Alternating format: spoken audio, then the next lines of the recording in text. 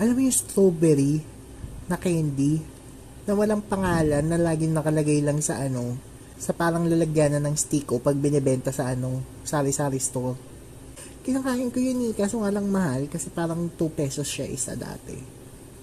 Tapos dati hype na hype yung Mentos, XO. Pag nag-XO ka, ibig sabihin mature na yung pag-iisip mo, mga ganun. May ganun ba yun? Hindi ko alam na. Sa amin, ganun. Tapos minsan yung Mentos, dalawa yung laman. Kapag ganun, ibig sabihin, maswerte ka ngayong araw Tatandaan ko pa, bagong labas yung B-Fresh. B-Fresh. Malamig sa bibig. Dami bumibili ng B-Fresh dati. Masarap din yun. B-Fresh. Malamig sa bibig. B-Fresh. May katulad din yun B-Fresh. Ay, yun yung green, di ba? Niya. Tapos may isa pa, parang katulad niya, kulay blue. Yung sobrang mentol naman yun.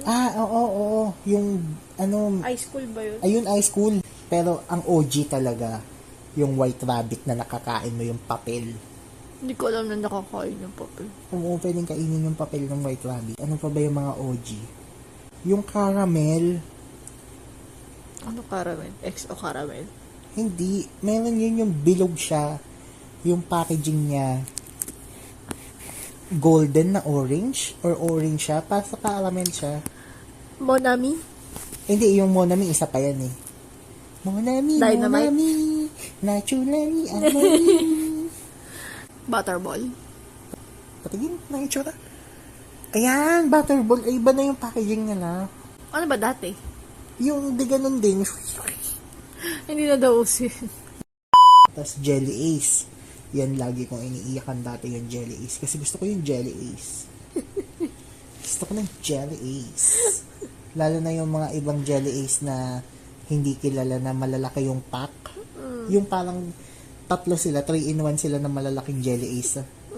Na meron pang kasamang parang spoon. Na hindi, na nakakahiwa pero hindi naman niya makuha. Ayun. Gusto ko yun, Jelly Ace. Jelly Ace.